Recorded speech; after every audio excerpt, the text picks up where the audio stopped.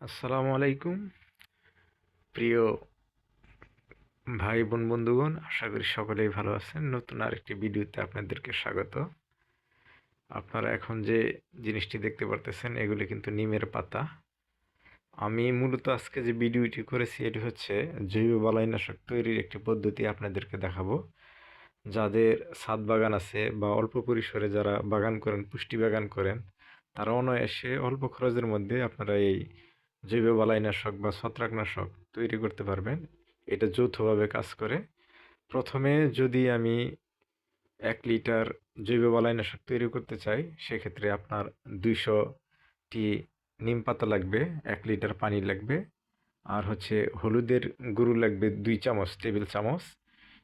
এই হলুদের গুঁড়ো আর হচ্ছে নিম পাতাটা আপনাকে শুধু গরম পানির মধ্যে জাল করতে হবে।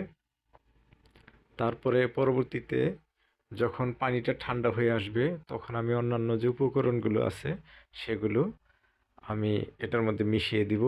কি কি দিব সেগুলো আপনারা দেখতে থাকুন, ধারাবাহিকভাবে আমি বলবো। পানিটা জাল করা যখন হয়ে যাবে, পরবর্তীতে যখন ঠান্ডা হবে, এই ঠান্ডার পরে এখানে পরবর্তীতে উপাদানগুলো দিয়ে দিতে হবে। এই পরবর্তীতে যে উপাদানগুলো দিয়ে দিতে হবে তার মধ্যে আছে আপনার রসুন বাটা আছে 2 চামচ, পেঁয়াজ বাটা দিয়ে দিবেন 2 চামচ। তারপরে আপনার আছে এখানে দিয়ে দিতে হবে আপনার ন্যাপথলিন দিবেন 6টা। আর হচ্ছে ডিটারজেন্ট পাউডার যেটা আছে ওইটা আর কি 2 টেবিল চামচ দিয়ে দিলেই আপনার ফুল ফুল ইটা হয়ে যাবে আর কি, প্রসেসিংটা হয়ে যাবে।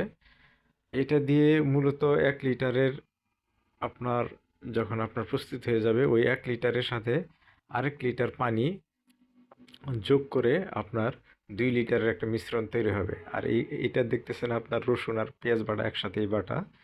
এটা কিন্তু 1 লিটারের জন্যে দিয়ে 4 চামচ দিয়ে দিবেন। যদি আলাদা দেন তাহলে আপনার 4 চামচ দিলে হবে। আর অন্যথায় আপনার যদি একসাথে দেন, আলাদা দেন, তাহলে 2 চামচ পেঁয়াজ বাটা আবার 2 চামচ রসুন বাটা দিয়ে দিবেন। এটা কিন্তু ঠান্ডা হওয়ার পরে দিতে হবে।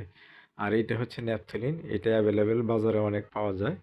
এই মিশ্রণের সাথে আপনার 6টা ন্যাপথলিন দিয়ে ঠান্ডা পানির মধ্যে আর কি, ওই মিশ্রণটার মধ্যে যখন ঠান্ডা হয়ে যাবে তখন এই 6টা ন্যাপথলিন দিয়ে রেখে দিতে হবে 6 ঘন্টা। 6 ঘন্টা রেখে দিলে ন্যাপথলিনটা অটোমেটিকলি গলে যাবে। এটা অনেক ভালো একটা কাজ করে এই মিশ্রণের সাথে। আপনারা দেখতে থাকুন যে আমি কি কি দিয়ে এই জৈব বালাইনাশক কম্বাইন্ড বা ছত্রাকনাশক হিসেবে কাজ করে এটা তৈরি করেছি। এই যে দেখেন, এই মিশ্রণে যখন পানিটা ঠান্ডা হয়ে গেছে তখন কিন্তু আমি এই ডিটারজেন্ট দিয়ে দিছি। এটা আপনারা দিবেন 1 লিটারের জন্য যখন তৈরি করবেন, 1 লিটার পানিতে যখন তৈরি করবেন তখন 2 চামচ দিবেন, মূলত 2 চামচ দিবেন। আর এখানে দেখেন আমি ন্যাপথলিনও দিয়ে দিছি। এই ন্যাপথলিন কিন্তু দিবেন 1 লিটারের জন্য কিন্তু 6টা ন্যাপথলিন দিবেন।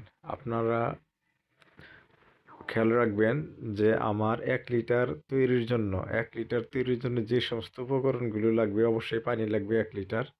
এটা তো আর কি কম্পালসারি, পানি ছাড়া তো আর আপনার হবে না। আর সাথে লাগবে 1 লিটারের জন্য লাগবে 200টি নিম পাতা লাগবে। তারপরে লাগবে 2 টেবিল চামচ লাগবে হলুদ, 2 টেবিল চামচ লাগবে পেঁয়াজ, 2 টেবিল চামচ লাগবে রসুন, 6টা ন্যাপথলিন লাগবে, ডিটারজেন্ট লাগবে দুই 2 টেবিল চামচ আর কি।